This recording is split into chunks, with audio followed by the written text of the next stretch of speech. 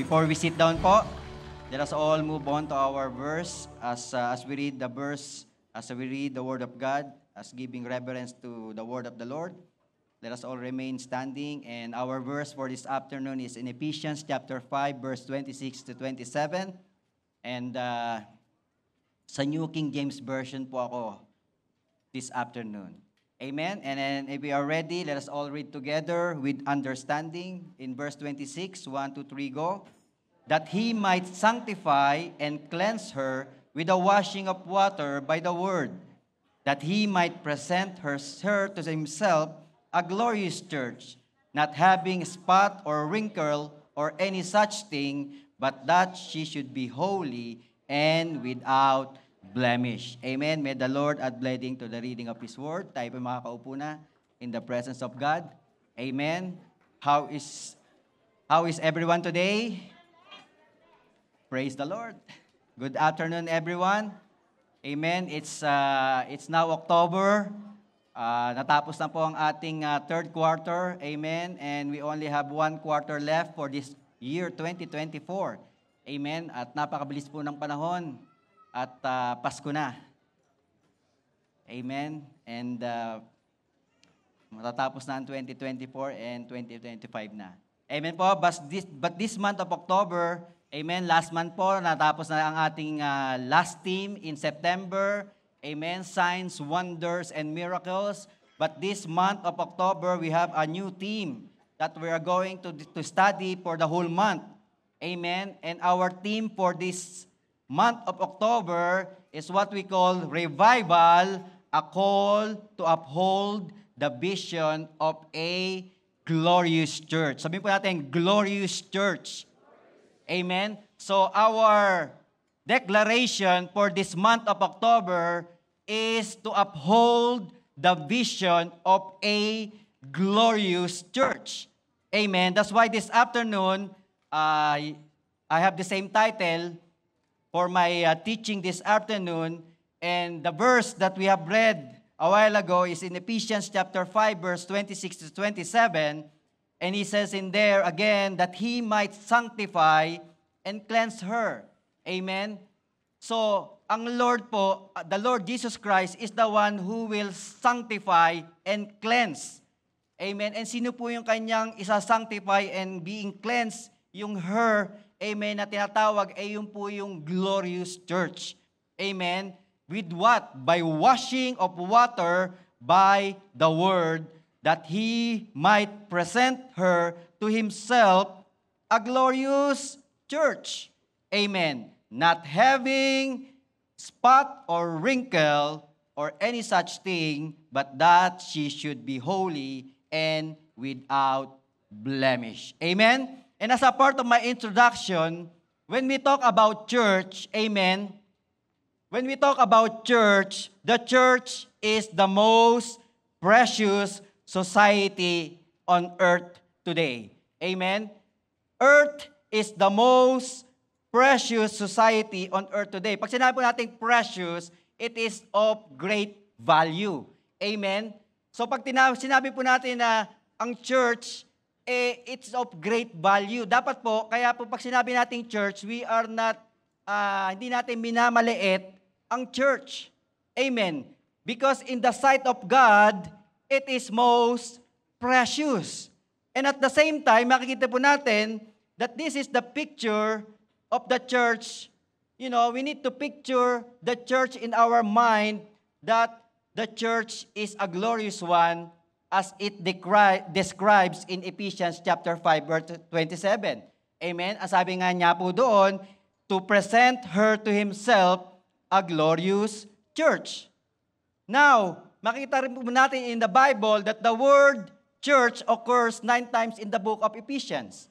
Amen? It says in there in Ephesians chapter 1, verse 22, Ephesians chapter 3, verse 10, and verse 21, Ephesians chapter 5, verse 23, 24, 25, 27, 29, and verse 32, which I believe Paul, amen, Paul is giving an importance about church. Amen? Kaya sabihin mo sa iyong katabi, you are important. Amen? We are important. But the problem sometimes, amen, a lot of church, there are many people today who are associated with church who have no concept of what it means to be a glorious church. The problem nowadays is, people in the church, they focus on different things. They focus on, what they can get. They go to church because they want something. Or people who goes to church, amen, is focused on how they feel. If they don't feel important, then they don't want to go to church. Or sometimes the problem is, amen, is they focus on what they want. Amen. But not what God wants. Kaya nga po, but the scripture says, amen, the church for which Jesus will be coming as His bride will be a glorious church. Sabihin po natin once again, glorious church. Kaya nga po here in our church, we are declaring, amen, we are striving to be a glorious church. Actually, pag binasa po natin yung ating vision, the first sentence in there, makita po natin, a glorious church. Ayun po sa gilid. A glorious church. That is our vision. Amen? To become a glorious church. And as we are patiently and fearlessly waiting for the coming of the Lord, amen, we pursue to become a glorious church. That's why here in our church, amen, we don't babysit people. Amen? We don't just preach good stuff. We don't just preach good feeling. Amen? Because God is requiring His bride, His people, amen, to be a glorious church. And what kind of glorious church is that? Amen? Is to live a life that is blameless, without spot or blemish, and thus fulfilling the vision of the radiant church. Amen? Kaya nga po, paano tayo mabubuhay ng blameless? Paano tayo mabubuhay ng without spot? Paano tayo mabubuhay ng without blemish? Of course, we need to be sanctified and purified by the Lord Jesus Christ. Amen? Kaya nga po, napaka-importante po ng glorious church sa buhay ng isang tao. Now, what is the church? Amen? Ano po ba ang church? Kasi most of the time, amen, the church is being, nako-compare po ito sa isang building. Amen? When there's a building, they call it a church. But in the New Testament, in biblical terms, makikita po natin, New Testament portrays the church into three representations. Sabi po natin, representation. Amen? The New Testament portrays the church into three representation. Ano po yun? The body, the people, the bride. Sabi po natin, the body, the people, and the bride. Now, what is the body? Amen? Ito po yung tinatawag na body of Christ. Amen? Body of Christ. In Romans chapter 12, verse 5, in God's Word translation, nilagay ko po sa aking PowerPoint, because I know wala po tayong version nito. But it says in here, amen, that in the same way, even though we are many individuals, Christ make us one body and individuals who are connected to each other. Amen. Meaning that God, we are individual, but God, Christ makes us one body. That's why it's called the body of Christ. Amen. And in 1 Corinthians chapter 12, verse 27, in the contemporary English version, it says in there as well, together you are the body of Christ. Amen. That's why pag sinabi mo nating body of Christ, we are the body of Christ. Amen. And each one of you is part of His body. So makikita po natin in this verse, it clearly says that we are connected with the body of Christ. Amen po. The people represent the Christ body into the world. So that when we go out into the world, amen, we are representing our Lord Jesus Christ because we are the body of Christ. Amen? Kaya nga po, whatever we do, when we go out there, whatever we do, dapat po kasi nagre-reflect po si Jesus sa buhay natin. Right? Kaya nga po pinag-aaralan natin, amen, be imitators of Christ, be like Jesus, amen. All of those things involves in the body of Christ because we are representing the Lord Jesus Christ in the world. Amen?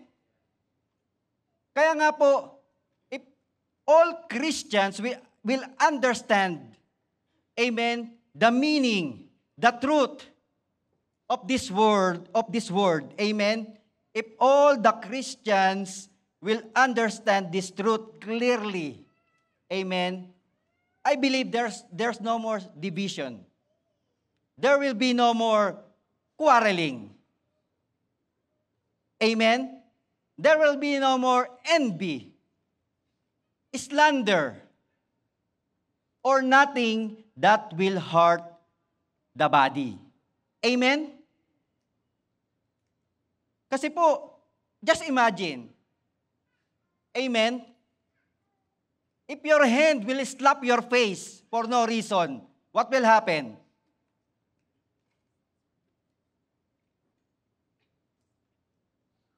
Yung bang kamay nyo, sinasampal nyo yung sarili nyo? Di ba hindi naman?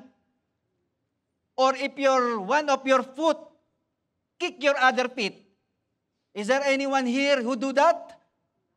No one, right? Because it's your body. If there's anyone here who bite their own, skin, because the teeth just want to bite you? No. Amen? Because it's the body. Amen? It's your body. And if that happens, it will be disaster. Kasi po, dapat parts of the body should be in harmony. Sabihin po natin harmony. Pagka hindi po na po harmony ang ating physical na katawan, nagkakaproblema po tayo. Di ba? Pag yung paa mo ay na maglakad. Pag hindi ka na makakita. Pag hindi ka na makalunod, makakain, it's not harmony anymore. Amen? And it's the same thing with the body of Christ. Pagpa po nasasaktan ang church, amen, if the church is hurting, sabi po natin, the body of Christ, the church is connected to the Lord Jesus Christ. So when we are hurting the church, we are also hurting our Lord Jesus Christ. We are also hurting our God because we are one body and we are the body of Christ. Amen? Kaya nga po, kailangan maintindihan po natin yun eh. That's why so many people, okay lang because they understand. They don't understand. Amen? That we are the body of Christ. Another thing, makikita po natin, the second thing is, we are the people of God. Sabi po natin, people of God. Sabi naman po sa 2 Corinthians chapter 6, verse 16, in the NIV version, what agreement is there between the temple of God and idols? For we are the temple of the living God, as God has said, I will live with them and walk among them, and I will be their God, and they will be my people. Amen? So pag tinawag po natin church, amen, they are the people of God. Amen. People of God is another image of the church. And not just the people of God, but we are the temple of the living God. Tayo po lahat dito, we are living in a house, right? What's gonna happen if you leave your garbage inside your house? You don't bring it out. It's gonna be stink, right? Or if you leave your house if you leave the door of your front door of your house open, what's gonna happen? A lot of things will come in, unnecessary things. Or what if you leave your window open when it's raining? Amen? So, it's gonna be disaster too. Kaya nga po, as a people of God, of course, amen, we should not allow corrupt things or bad influence or simple things that will come into our life. Amen? We need to protect it because we are the people of God. We are the temple of the living God. And if we are, understanding it clearly in our hearts, amen, that we are the temple of the living God, of course, we need to close everything that will lead us into sin. We need to close everything in our life that will lead us into corruption. Amen? Because we are the people of God. Thirdly, makita po natin, sinabi natin kanina, is the bride of Christ. Sabihin po natin, bride of Christ. Amen? So the church, as we are the bride of Christ. In 2 Corinthians chapter 11, verse 2, in the New Living Translation, sabi po doon, "For I am jealous for you with the jealousy of God Himself. I promise you as a pure bride to one husband, which is the Christ." Even in Revelation chapter 19, verse 7, in the New Living Translation, sabi po doon, "Let us be glad and rejoice, and let us give honor to Him. For the time has come for the wedding feast of the Lamb, and His bride has prepared herself." Amen? We are the bride of Christ. That there will be a sacred relationship that will happen between Christ and church when the second coming of the Lord Jesus Christ take place. Kaya nga po, with this truth, the New Testament picture the church as the people itself. Those who believe in the Lord Jesus Christ, those who follow our Lord Jesus Christ is the church. That's why, sabi muli sa iyong katabi, you are the church. Tell it to yourself, I am the church. Kaya nga po, pag tayo ang church, aalagaan po natin yung church.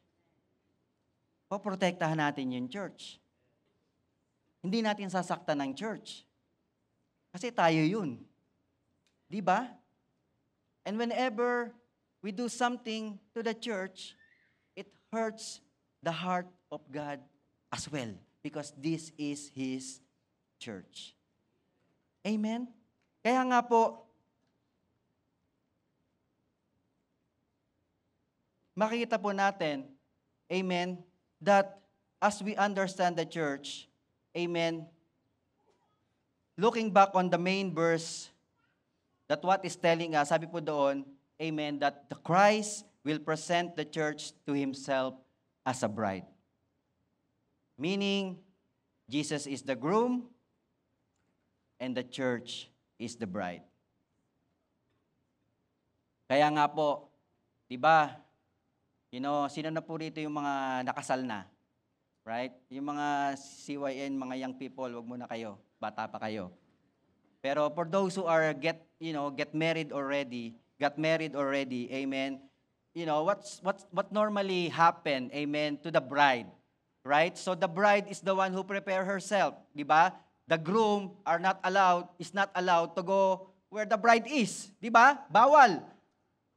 It's the bride who prepare herself, or the family prepare for the bride, right?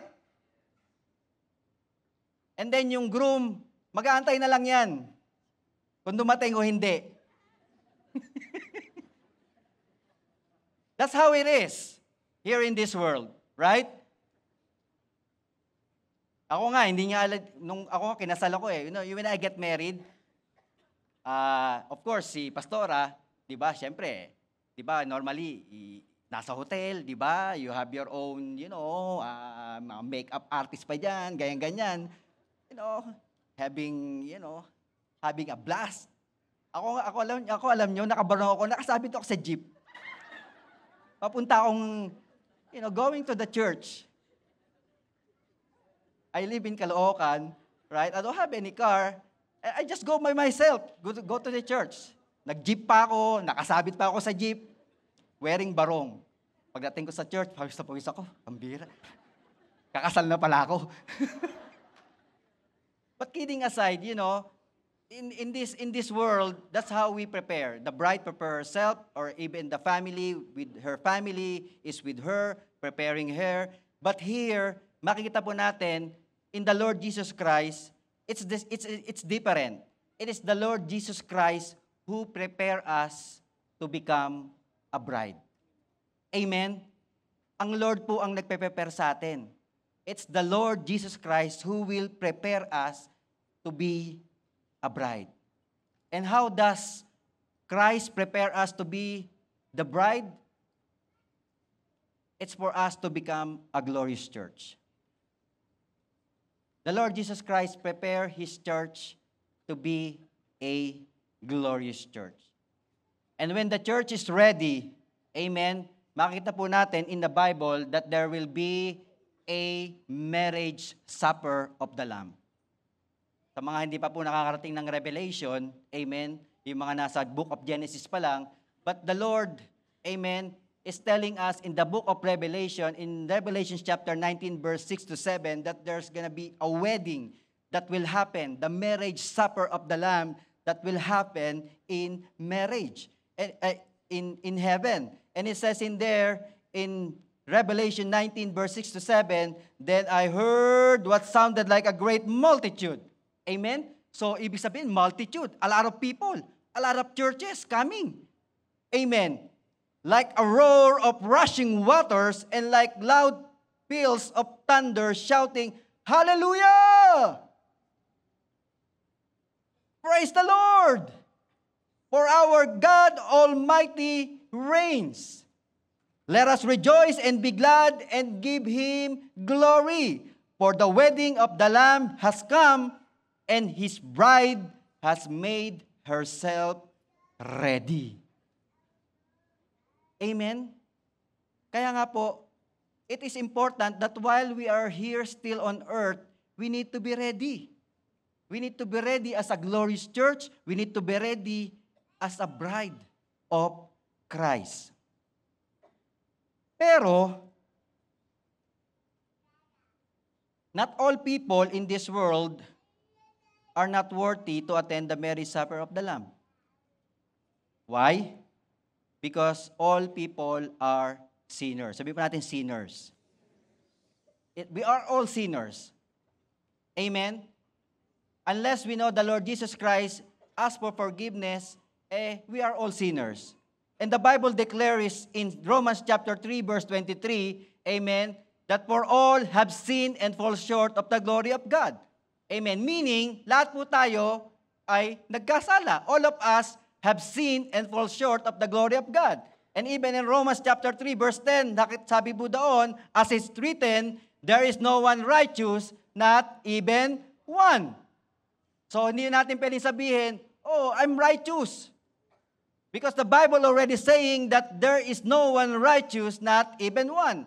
And then sasabihin mo pa, you will reason out, I don't do bad stuff. I don't steal, I don't kill. I don't sin. I'm not a sinner. Well, tingnan po natin sa Psalms chapter 51 verse 5. Ano po sabi doon? Surely I was sinful at birth.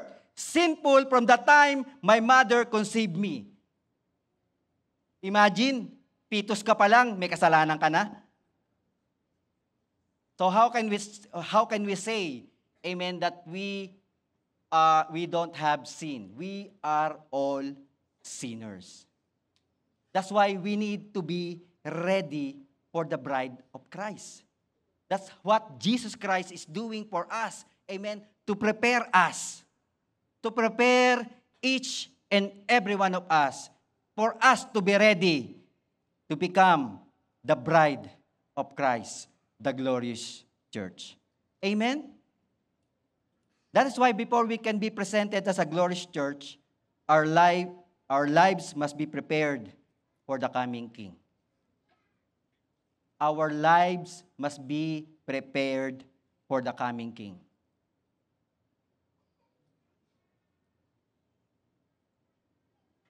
And in our verse in Ephesians chapter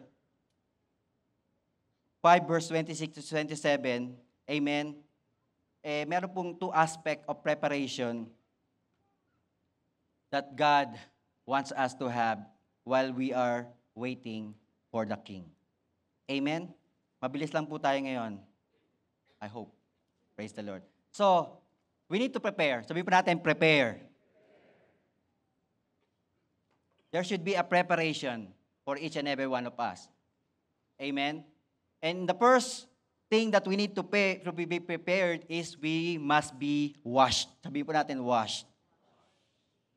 Kailangan po tayong hugasan or we need to be washed. Amen? In verse 26, it says in there that He might sanctify and cleanse her with the washing of water by the word. Amen? The first step that we can do for us to be ready as a glorious church is we need to be washed. Why? Because in Isaiah chapter 64 verse 6 in the New Living Translation, amen, sabi po doon, we are all infected. Grabe, no? Parang coronavirus lang. Parang, alam mo na.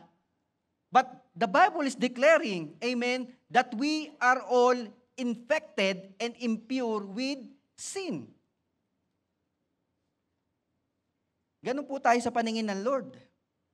Amen. That's why it's very important that we need to be washed. And sabi pa po doon, amen, when we display our righteous deeds, they are nothing but filthy rags. So, kino-compare ng Lord yung lahat ng magagandang gawa natin, amen, na they are just filthy rags. So, lahat ng ginagawa mong kabutihan, maybe you give, you help the poor, you give something to whatever it is, amen, but as long as we are not right with God, amen, all the good things, all the righteous things that we are doing are all nothing but filthy rags. Grabe. And it says in there, like autumn leaves, we wither and fall, and our sin sweep us away like a wind. You know, the term filthy rags, medyo harsh. Alam naman po natin what filthy rag is, right? Talagang kadiri. Amen? Mas matindi pa to pag natutunan mo yung Hebrew word ng filthy rags. Amen? Anong sabi ng, nalagay ko ba rito? Okay. Sabi po dito, the Hebrew word for filthy, amen, is the word ida, which literally means the bodily fluids from a woman's menstrual cycle. That's what Hebrew word for the filthy, ida. And then, yung word na rags, amen, it is translation of beg, meaning a rag or garment. So meaning, sa mata ng Lord, all the righteous acts that we do, amen, para lang siyang, alam mo na, right? It is considered by God as a disgusting, as an unclean, feminine hygiene product.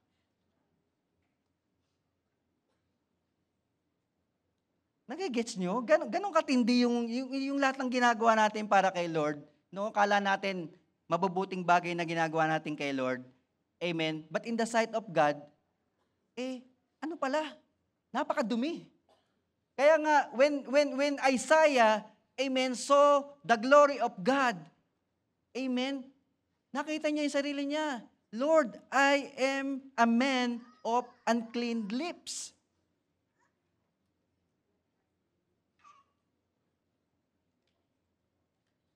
Ganun po katindi yun.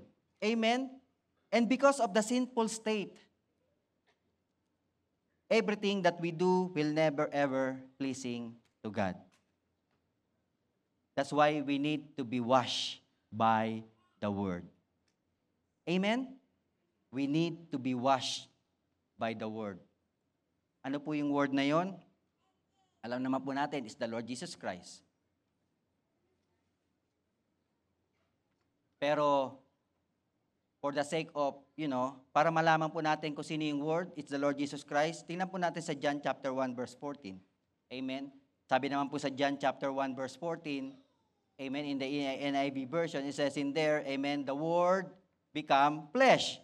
John chapter 1 verse 14, and the Word become flesh and made His dwelling among us. We have seen His glory, the glory of the one and only Son, who came from the Father, full of grace and truth. So He who is the Son is the Lord Jesus Christ. So when the Bible says, amen, that we are cleansed by the Word, we are cleansed by our Lord Jesus Christ. And the only time our good deeds will be accepted, the only time that our righteous act will be pleased by God is when we are washed by the blood of our Lord Jesus Christ. Amen? Yun po yun. Those people, those sinners who repent and believe are initially sanctified through the cleansing of the Word. Kaya nga in 1 John 1:9, di ba?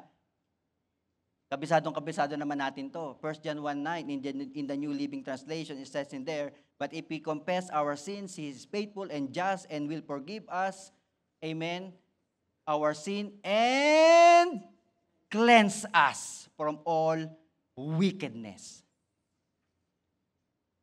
Kaya nga po, when we are declaring 1 John 1:9, amen, we are being cleansed. We are not just being forgiven, but we are also being cleansed from all of our wickedness. Kaya nga po, when we confess our sins to God and believe in Him, not only our sins are forgiven, but the stain of committed sins is washed away. And for us to be able to use that filthy rags, amen, in our house, wherever it is, we need to wash it. So that the stain, whatever that's in there, everything will be washed away. It's the same thing with us. Amen. For us to be prepared as a glorious church, we need to be washed by the Word. We need to be washed by our Lord Jesus Christ. Amen? Yun po. Kaya nga po, it is the love of the Father why we are being washed. It is the love of the Father why we are being cleansed. It is the love of the Father why we are being sanctified. John chapter 3:16, for God so loved the world that He gave His one and only Son, that whoever believes in Him shall not perish but have an everlasting life. Amen? Kaya nga po, we need to be washed. We must be washed. My second point po, amen, is we must be set apart. Sabihin mo natin, set apart.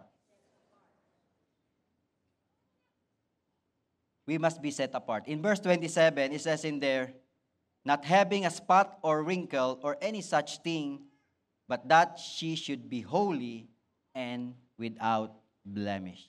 First, we need to be washed. Secondly, after we are being washed, now that we are being forgiven, now that God, amen, has, cleansed us from all our wickedness, then we need to set apart ourselves in this world. Kasi po, kung andun pa rin tayo, amen, mai-stay na naman tayo.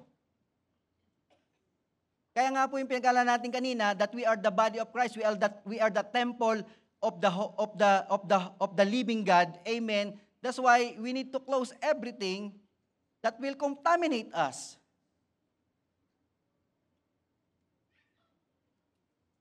Amen. Those places that we know that we will be contaminated, we don't go to those places anymore. If we have friends who, tempt us, if we have friends who have, bad influence in us, then we close the door for them. If you really treasure your soul, if you really want to be a glorious church, if you want to really become the bride of Christ, then we must close the door for all those things. Amen? We must be set apart. In Ephesians chapter 1, verse 4, God's purpose for us is that we be holy and blameless. Sabihin po natin, holy. Say it, blameless. Amen? Ito po yung purpose ng Lord sa atin. We need to be holy and blameless.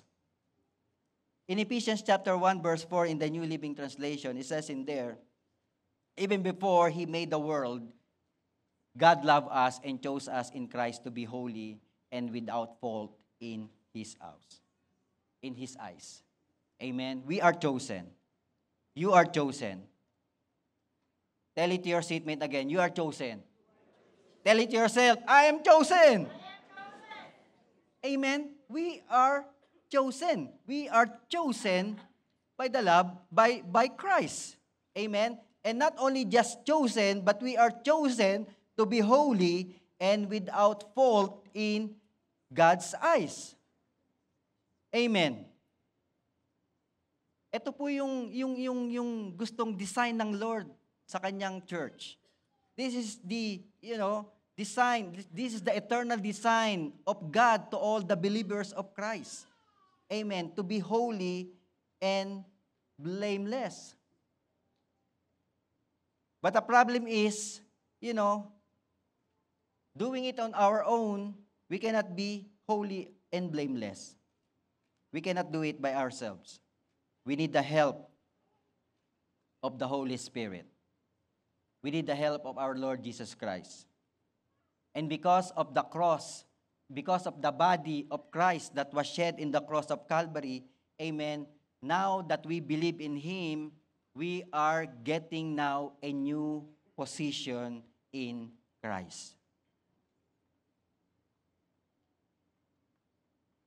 When we start believing in the Lord Jesus Christ, when we accepting Him as our Lord and personal Savior, God has given us a new position.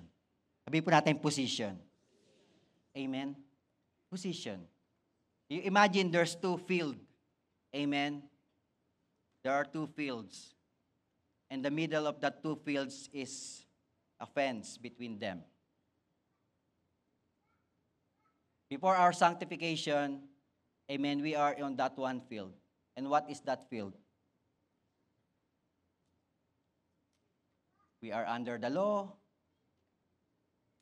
We are in the kingdom of darkness. We are the enemies of God. We are separated from God. We are spiritually dead in our sins. We are condemned. And the worst part is we are bound to hell. That is our position when we don't know and we don't have relationship with our Lord Jesus Christ. But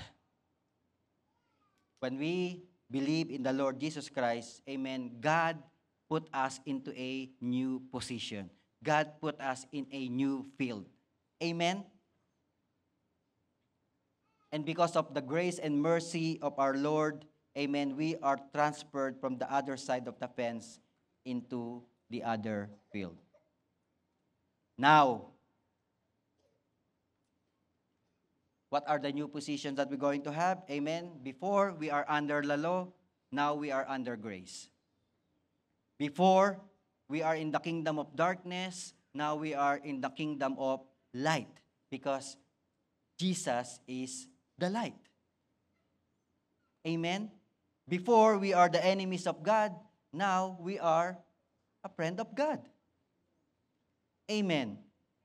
Before, we are separated from God, but now we are united with God. Before, we are spiritually dead in our sins, but now we are being alive with Christ. We are condemned, but now there are now no condemnation in Christ Jesus our Lord. Because our sins are forgiven. No one can condemn you. Before, we are destined to hell. But now, we are the citizens of heaven. Amen? Palakpakan po natin ang Diyos sa buhay. Kaya nga po, amen, we need to be set apart so that we can have a new position in Christ. But even though we have a new position and identity in Christ, alam naman po natin, amen, there's always temptations around us. There's always sin, still lurks, amen, around us. Kasi we still live in this world. And this world, amen, is full of sin. Kaya whether we like it or not, amen, marami yan. Amen? There are a lot of, sin that will still lurks in us, around us. Even the devil know our weaknesses. That's why, for us to be able, amen, and carefully be set apart for Christ, amen, we need to take some actions and apply these truths to ourselves. Amen? We need to take an action. Sabihin po natin, action. Kailangan may gawin tayo. Amen? We need to do something about it. When there's temptation comes, then we need to do something about it. Amen? And these actions will help us, amen, to be set apart for God so that we can be a church without spot or wrinkle or any such thing, amen, that will corrupt our whole being. Amen? So ano po yung unang action na pwede natin gawin? We need to transform your senses. Sabihin mo natin, senses. Lumabas naman kagad lahat. Dapat isa lang para may suspense, di ba? It's okay. Alam na kagad nila. Okay, we need to transform your senses. Amen? Ano po yun? In Romans chapter 12 verse 2, amen, sabi po doon, in the New Living Translation, don't copy the behavior and customs of this world. Amen? For us to be set apart, amen, we need to transform our senses. We need to transform our mind. We need to transform our thinking. Amen? We need to change what's inside our head. Ang sabi doon, don't copy the behavior and customs of this world, but let God transform you in a new person by changing the way you think. So dapat po, papalitan natin yung mga iniisip natin. We need to change the way we think. Like right now, what do you think? Are you thinking about, what will you eat tonight?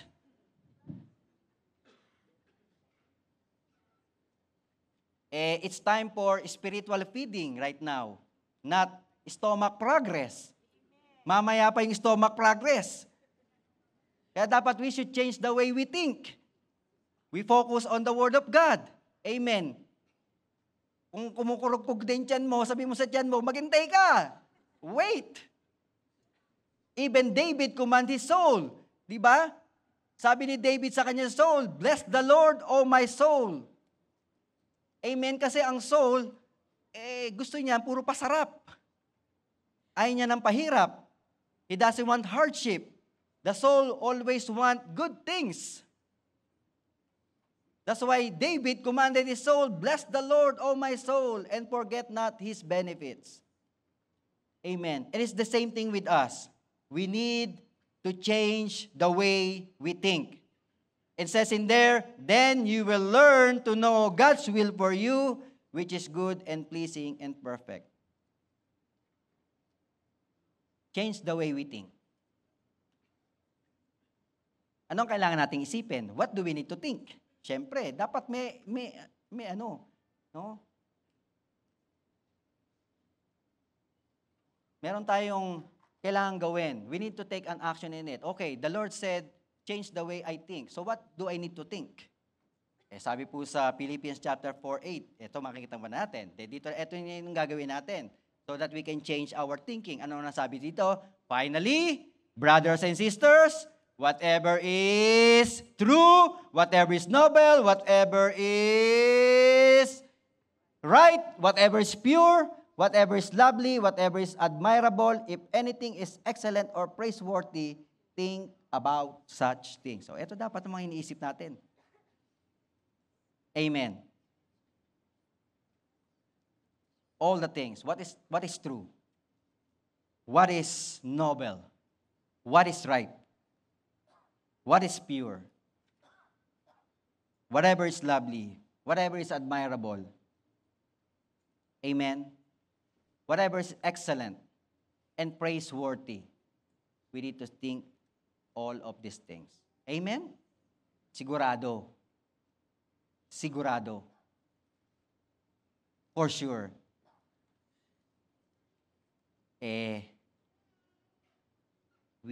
Our senses will be transformed in a different way. Amen? Yung tingin natin sa mga bagay, the way we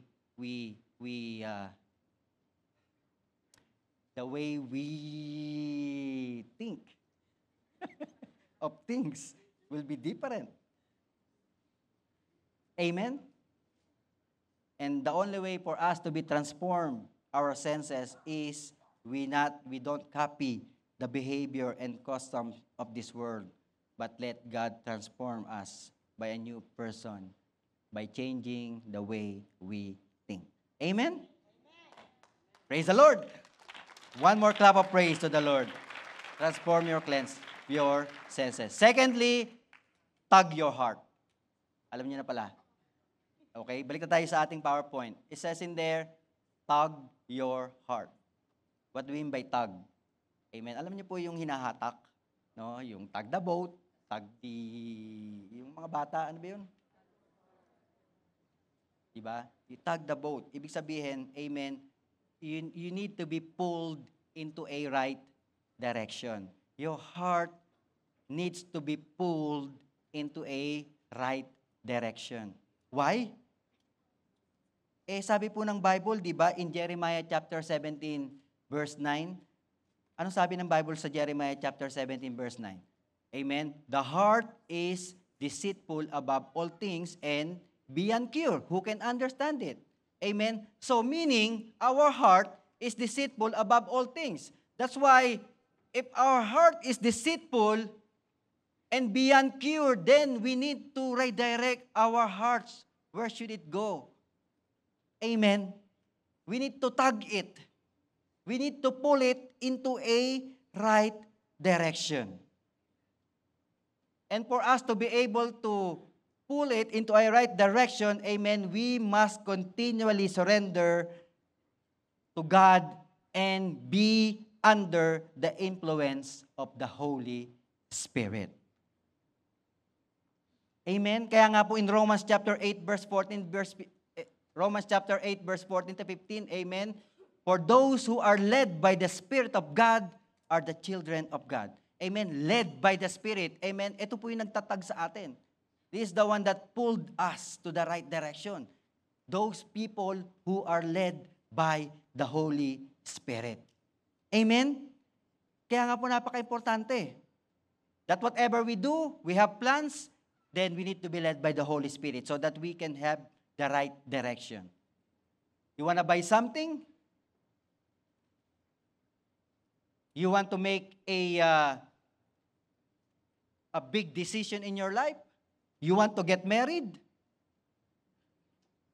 Pero wala ka pang boyfriend and girlfriend? How can that be?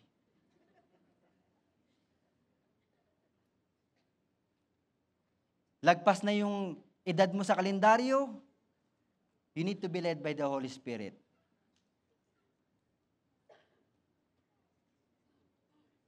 Otherwise, if we are not led, otherwise our heart is not tugged in the right direction, then we will be in trouble.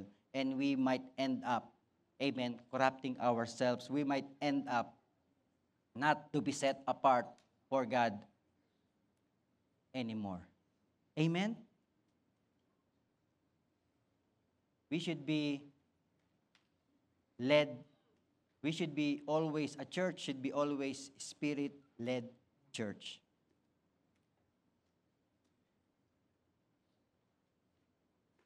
And in verse 15, the Spirit you receive that does make you slaves, so that you live in fear again.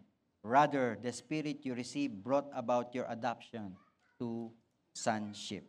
And we cry, and by Him we cry, Abba, Father. We must be filled by the Holy Spirit at all times. Amen? Kaya nga po sabi sa Ephesians chapter 5 verse 18, amen, do not get drunk with wine, which lead to debauchery. Instead, be filled with the Spirit. Amen? Kaya nga po, don't follow your heart. Mali yun. That's worldly advice. Naririnig natin palagi yung, follow your heart. How can you follow your heart? Your heart is deceitful above all things. How can you follow it? Instead of following your heart, you need to direct your heart. Direct it where? Your heart need to be led by the Holy Spirit so that you can have the right decision in your life.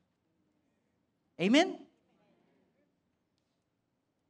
Kaya, wala nang follow your heart.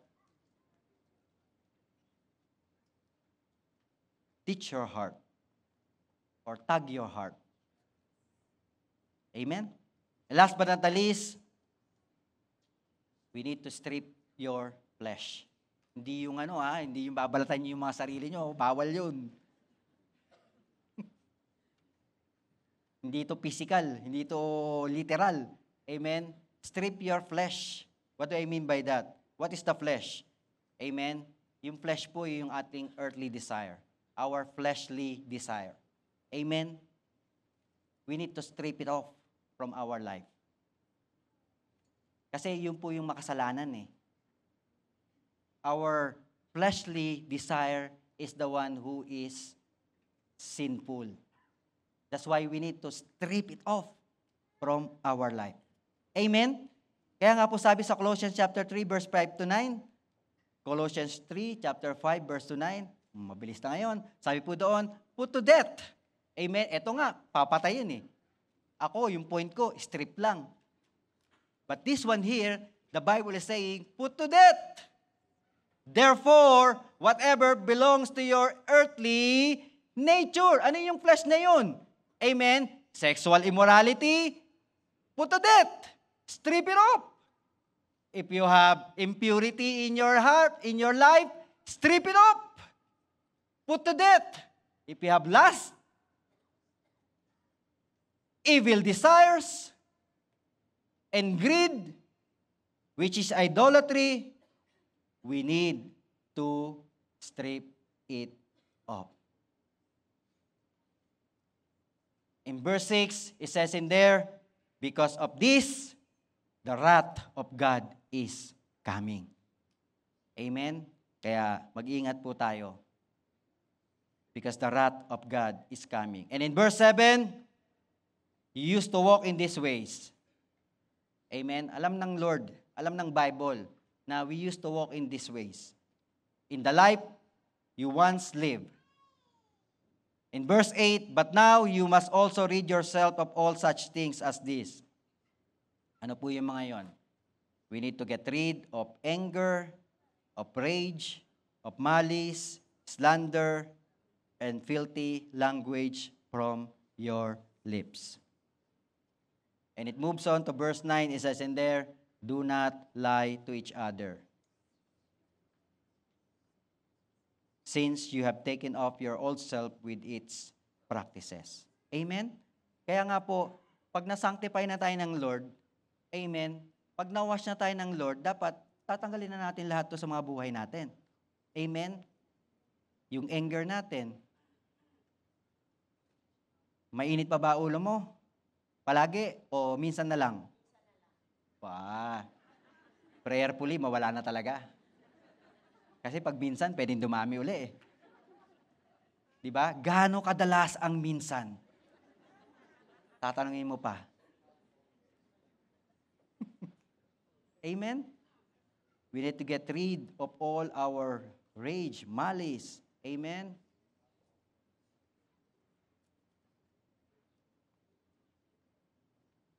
The slander, filthy language from our lips, lying. Amen. We need to strip it off. But once we strip it off, of course, we need to put on the new clothes. Sabi po natin, new clothes. Ano po yung kailangan nating isuot sa atin? When we strip off those flesh, amen, when we put to death the flesh, amen, we need to put on these are the things that we should be wearing. In Colossians chapter 3, verse 12 to 14.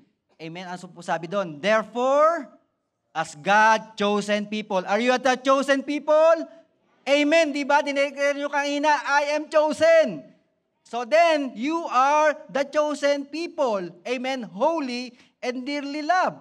And the Bible is declaring to you and to me, amen, that we need to be clothed ourselves with compassion, kindness, humility, gentleness, and patience. In verse 13, bear with each other and forgive one another. If any of you has a grievance against someone, forgive as the Lord forgave you.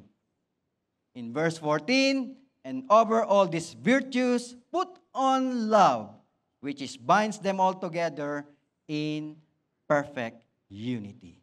Amen? So, tingnan natin yung sarili natin. Amen? Nakikita na ba, is the love can be seen in our life? Is the compassion can be seen in our life? Is the kindness, is the humility, is the gentleness, is the patience is being seen into our lives? And that's the only time, amen, if we know that we are all these things, amen, then we know that we are being clothed by our Lord Jesus Christ. Kaya nga po, cleansing, amen, and to set apart plays a vital role in becoming a glorious church. Dalawa lang naman po ito. Madaling tandaan. Being washed and being set apart. For us to be set apart first, we need to be washed away. We need to be washed first by the blood of Jesus. We need the Lord Jesus Christ in our hearts. We need the forgiveness of God in our life, so that our sin can be washed away. And once our sin is being washed, then we need to set apart. Amen? Aalis na tayo dun sa mga madudumi. You need to put yourself out. Diba? Kaya apple, like the apples, right? Pag meron ng isa lang dyan na, if there's one fruit in there, one apple in there that is, infected, lahat ng magagandang apple dyan, it's gonna be the same. Same thing with us.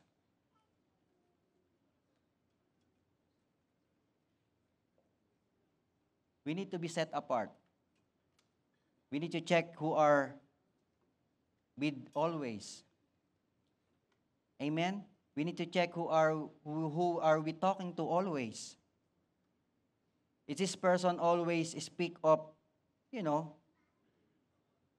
good things? Yung sinasabi sa Bible na magagandang bagay? Is this person, always say what is pure? Is this person always say what is lovely? Is this person always say what is admirable or praiseworthy? Or this person is always, saying about the right things? And if not, then we need to be set apart from them. Otherwise, we will be corrupted again. And the church that is once blameless and spotless, it will become with spot again. Amen? Kaya nga po, as I end, amen, in Revelation chapter 19, verse 8, in the Amplified Version, I think I have it in my PowerPoint. Amen? Sa Amplified Version po ng Revelation chapter 19, verse 8, sabi po doon, she. Amen? Sino po yung she? Ito po yung church. Amen? Tayo po. Sabi po ng Bible, she has been permitted to dress in fine linen. So tayo po, when we go to heaven, when we meet the Lord, when we meet our Lord face to face, when we go to heaven, sabi po ng Bible that we are permitted to dress in fine linen, dazzling white and clean. For the fine linen signifies the righteous acts of the saints. Amen? And it says in there, the ethical conduct, the personal integrity, the moral courage, and godly characters of believers. Amen? Those are the righteous acts. The ethical conduct, the personal integrity, the moral courage, and the godly character are the righteous acts of the believer. In the wedding, the bride always wear a white gown as a symbol of her purity. And so with us, as the bride of Christ, the Lord will give us a fine linen, dazzling white and clean. Meaning that we are cleansed by the blood of the Lamb. That we are washed and we are set apart for Christ. And that what kind of church that God is going to rapture? A glorious church without spot and without blameless. My dear brothers and sisters, this life here on earth is only temporary.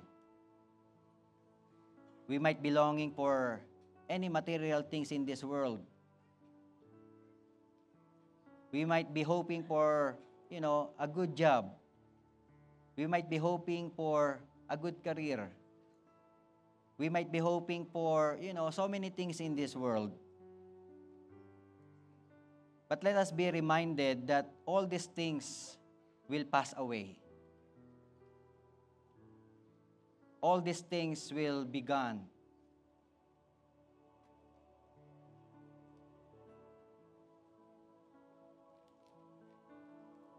Our church, this church, you and me, while we are still living here on earth, our goal, amen, is to be part of God's glorious church. And for us to be able to attain it, like I said, we need to be washed and be set apart. Because once we pass this life here on earth, God has another promise to each and every one of us. In Revelation chapter 21, verse 4, this is my last verse for you. Revelation chapter 21, verse 4, it says in there, Amen, He will wipe every tears from their eyes. There will be no more death, or mourning, or crying, or pain, for the old order of things has passed away. Amen? We might not be having a blessed life here on earth. We might not have everything that we wanted here on earth. We might be, experiencing trouble. We might be experiencing hardship in life. We might be, experiencing pain in our life because we are sick. But this life here on earth is just temporary. And the life here that we have is just like a mist that we don't know.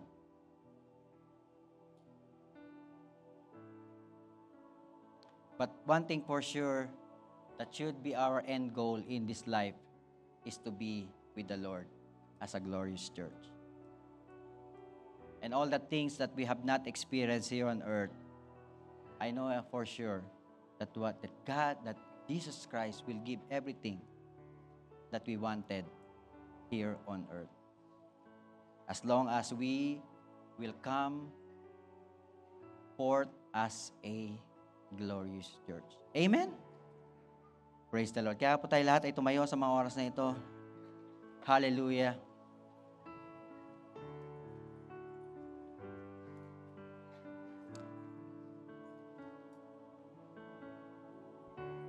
I know, of course, being a Christian is, it's not really easy. Amen? A lot of sacrifice, a lot of testing, a lot of difficulties,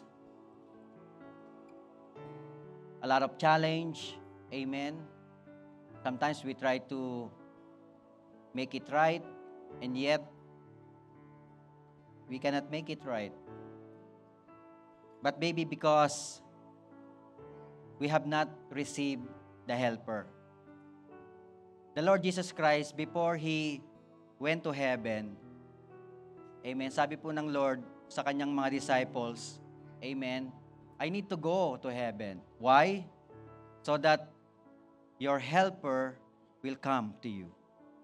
Your advocate will come to you. Nasa action eh. Amen. Sino po yung helper natin na yun? Our helper is no other than the Holy Spirit. He is our helper in everything. That's why I believe today, if we are having a hard time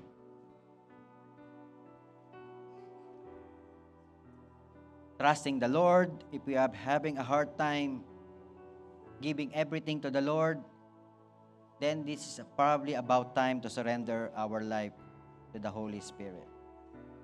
That's why if we can bow down our heads and close our eyes, I know one way or another, we have fallen short of the glory of God. One way or another, we have sinned. Because we are just human. We are imperfect people. That's why today, let us ask for forgiveness from the Lord. If there's anything that you have done in your life, for you to be able to be disqualified to become a glorious church, I believe now is the time for us to ask for forgiveness.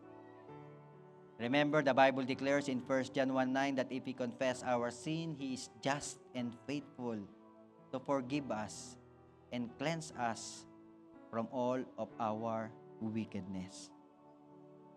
That's why this time it's between you and the Lord today. I don't know what is happening in your life, but God knows. Because God, our God, is an omnipresent God. He knows everything. He knows what's inside your heart. He knows what you think. He knows what you have done.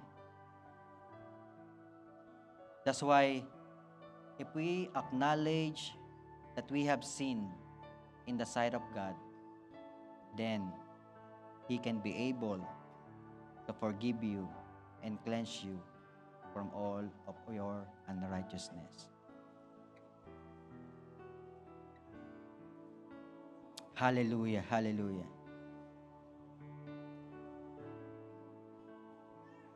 And if you can follow me with this simple prayer, Lord Jesus, I acknowledge that I am a sinner. Since birth, O God, I already have sinned. That's why today, I ask for your forgiveness. Cleanse me from all of my sin, O God. Cleanse me from all of my sins, O God. Sin that I have committed, willfully and unwillfully. Willfully and unwillfully. Sin that is still hiding in my heart. Sin that is still hiding in my heart. Forgive me, Lord. Forgive me, Lord. And cleanse me And cleanse me with your most precious blood. with your most precious blood. I know today, Lord, I know today that you have washed me, O God, you have washed me, O God, and sanctified me. and sanctified me. That's why today, That's why today I invite you to come into my heart. I invite you to come into my heart. Be my Lord, Be my Lord. be my Savior, Be my Savior. be the master of my life. Be the master of my life. Holy Spirit, Holy Spirit, help me help to be set apart to be set apart from this world, from this world, from the works of darkness, from the work of darkness, so that I can become so that I can become a glorious church a glorious church that you want me to be. that you want me to be. Help me, Lord, Help me, Lord, to live a life to live a life that is pleasing unto you. that is pleasing unto you. In Jesus' name, In Jesus' name. amen and amen. Tayo po, let's offer a song to the Lord. Hallelujah, hallelujah.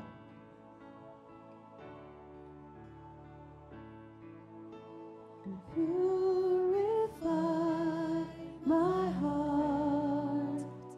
Let me be as gold And precious silver purify my heart. Let Me be as gold, a pure gold. Purify my heart. Let me be as gold and precious silver. Purify my heart.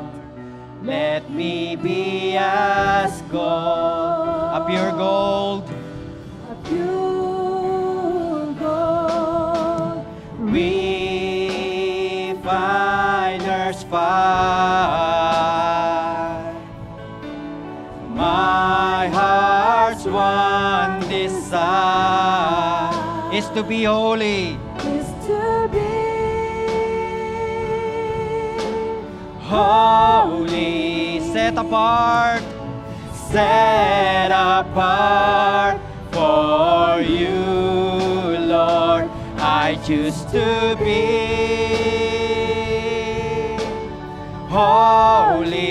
holy, set apart for you, my Master, ready to do your refiner's fire. refiner's fire. My heart's one desire Is to be holy, Lord. to be holy, set apart for you, my mouth. I choose to be holy, set apart for you, my master, ready to do your will. Let the people of God sing, Refiner's Fire. What is your heart desire today?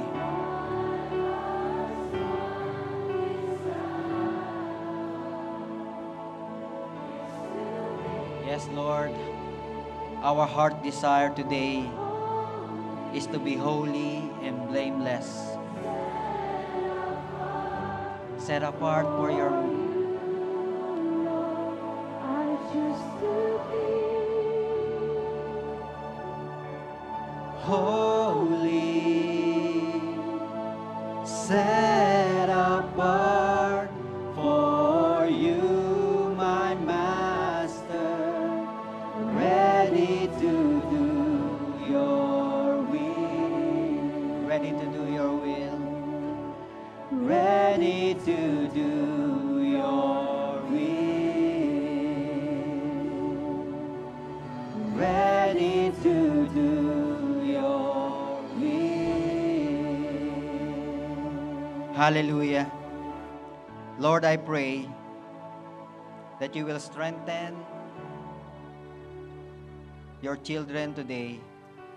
Strengthen your church today. Lord, this life is a battle, and every day is a battle for each and every one of us. I pray, O God, that you will continue to strengthen us, not only physically, emotionally, mentally, but strengthen us, O God, spiritually. I pray, Lord, that all the words that we are hearing, O God, all your word that we have read, let this word become alive into our hearts, O God, so that in times of trouble, in times of need, we can proclaim your promises to our life. Lord, surround your people with your fire. Wherever they go, whatever they do, whether they are in their workplace, whether they are in school,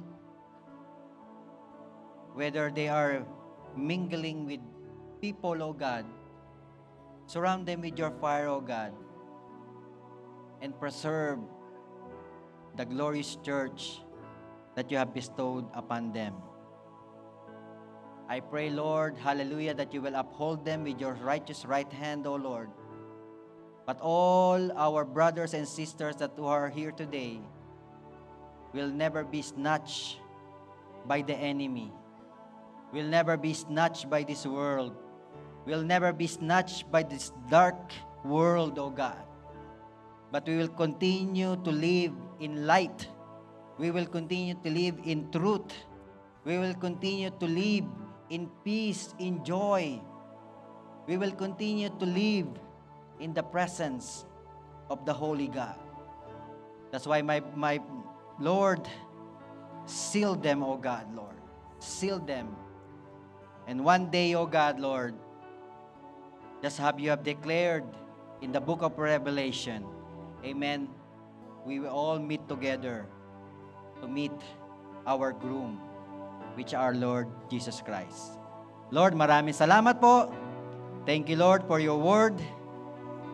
I pray, O God, hallelujah, that wherever we do, wherever we go, whatever we do, O God, your word will continue to be a light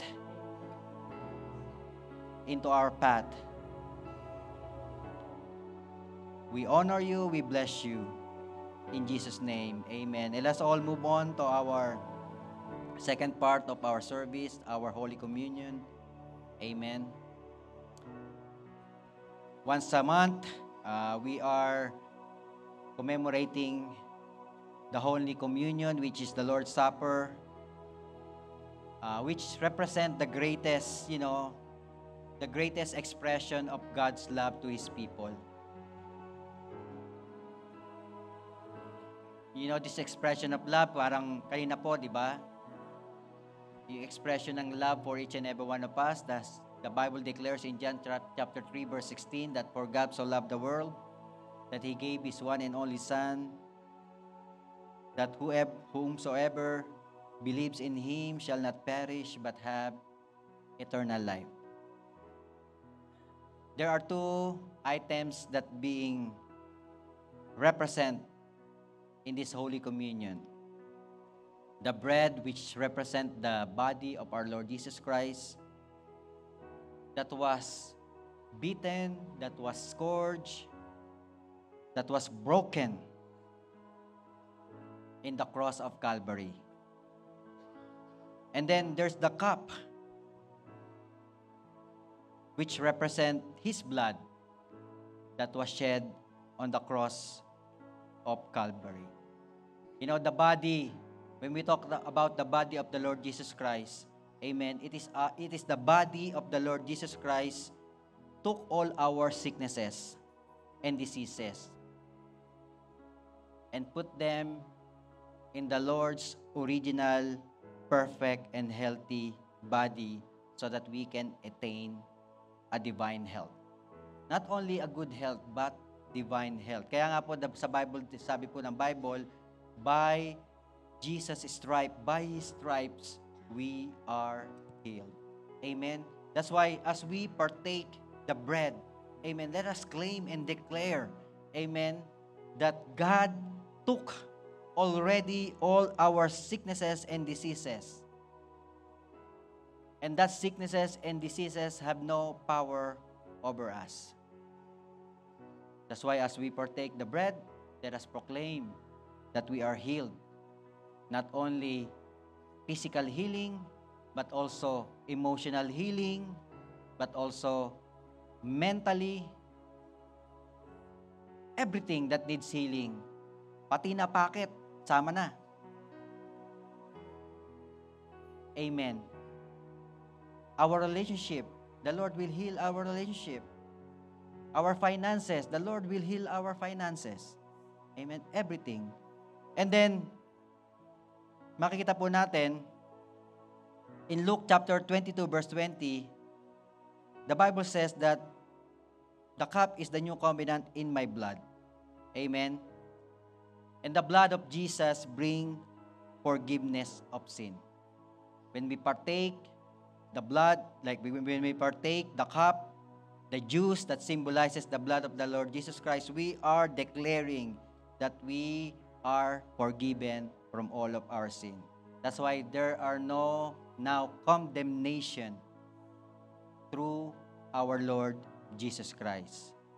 And in Hebrews chapter 9 verse 22, it also says in there, in Hebrews chapter 9 verse 22, sabi po doon, amen, without the shedding of the blood, there is no forgiveness. That's why the Lord Jesus Christ has to die on the cross.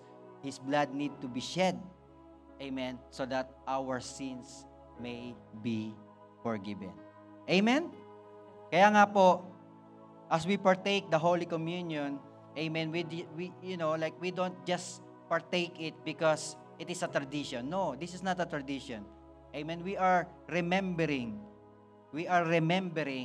what the Lord Jesus Christ has done on the cross for you and for me, so that all the benefits of the cross, amen, we will experience it. We will receive it. Amen? Amen. Kaya nga po, let us all stretch forth our hands to all this element. Amen. Hallelujah, hallelujah. Lord, bless all this element, O God. Let your power continue to flow upon this element, the bread that symbolizes your body, even the fruit of the vine that symbolizes your blood. I pray, O God, Lord, hallelujah, that all the benefits of the cross will take effect, O God, to your people who are needing healing, who are needing forgiveness, who are needing for deliverance, O God, in the name of Jesus. And as we partake this communion, as we partake this Holy Communion, hallelujah, let us all be cleansed by the blood of the Lord Jesus Christ. Because you said in your word, amen, that every one of us ought to examine ourselves. Amen. In 1 Corinthians chapter 11, verse 27 to 29, it says in there that whoever eats the bread or drinks the cup of the Lord in an unworthy manner will be guilty of sinning against the body and the blood of the Lord Jesus Christ. That's why, Lord, I know that we already asked for forgiveness, but Lord, continue to cleanse us from all our unrighteousness so that we can be worthy and not guilty of sinning against the body and the blood of the Lord. We honor you, we bless you, in Jesus' name. Amen and amen. Let us all distribute. Thank you for the cross, Lord. Thank you for the price you paid, bearing all my sin and shame. In love you came and gave amazing ways. Thank you for this love, Lord. Thank you for the nail-pierced hand, Washing in your cleansing flow. Now all I know, your forgiveness and embrace. Worthy is the Lamb. Worthy is The Lamb seated on the throne. Crown you now with many crowns. You reign victorious, high and lifted up, high and lifted up.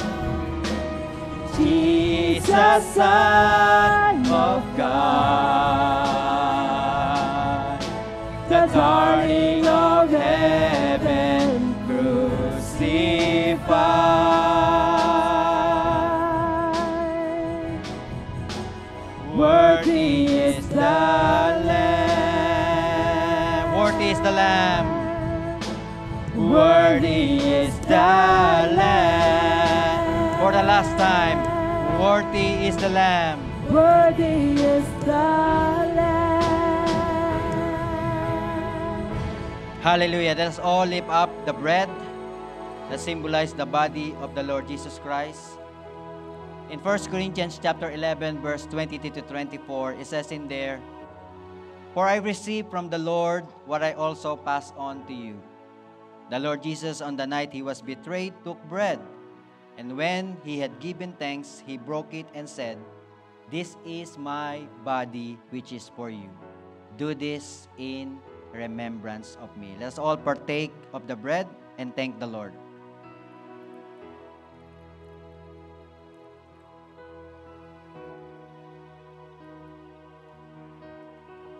And let's all lift up the juice that symbolizes the blood of Jesus. In 1 Corinthians chapter 11, verse 25 to 26, "In the same way, after supper, he took the cup, saying, 'This cup is the new covenant in my blood. Do this whenever you drink it in remembrance of me. For whenever you eat this bread and drink this cup, you proclaim the Lord's death until he comes.'" Let us all partake of the juice. And let's close in prayer. Lord, maraming salamat po for the benefits of the cross. Thank you, Lord. Thank you, Father, for giving your Son, Jesus Christ, to die for us, so that we can be forgiven, we can be healed by your body and by your blood. Thank you, Jesus, for giving your life to us willingly. That's why today, oh God, Lord, I pray that you will continue to touch your people. You will heal every sicknesses and diseases upon their physical body. Even you will bless them, oh God, Lord. They're coming in and they're going out. You will bless them, bless the work of their hands, oh God. Hallelujah. Sa kanilang trabaho, sa kanilang school, oh Lord. Hallelujah. And even, Lord, for all our brothers and sisters who are looking for work, we know that there's nothing impossible unto you. Our brethren who are waiting for their Elmia, our brothers and sisters who are waiting for their work permit, Lord, there's nothing impossible for those who believe. There's nothing too hard for you. That's why, Lord, we just entrust everything unto you, O God, that you will make miracles upon their life. You will give them favor, O Lord. Hallelujah. And all the things that they need to do. As long as we are always led by the Holy Spirit in the name of Jesus. I pray, O God, Lord, that you will bless them as well, their loved ones, O God, their immediate families, whether they are here in Calgary, in the Philippines, O God. Bless them as well, O God. As you have blessed us here in Canada, Lord, extend your blessing upon their life, O God, so that there's no devour, O God, in our life, in the name of Jesus. And most of all, O God, let our life be used for your glory alone as well. Hallelujah. Let this life, let this church, O God, Lord, be a living testimony to many people, O God, so that we can populate heaven, O Lord, so that a lot of people can know you as their Lord and personal Savior. That's why, Lord, we seal the victory that we have received today, O God, and we will live in this place victoriously in the name of our Lord Jesus Christ. To you are the glory, honor, praise, and thanksgiving. In Jesus' name, this all we pray. Everybody will say, Amen, Amen. Amen. God bless you all po.